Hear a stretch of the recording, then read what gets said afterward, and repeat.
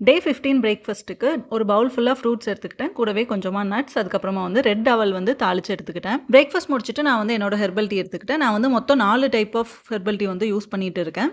அதில ஒண்ணு தான் இது. இது வந்து ஒரு நாளைக்கு 2 டைம் எடுத்துப்பேன். மத்தது எல்லாமே வந்து ஆல்டர்னேட் டேஸ்ல நான் வந்து எடுத்துட்டுருப்பேன்.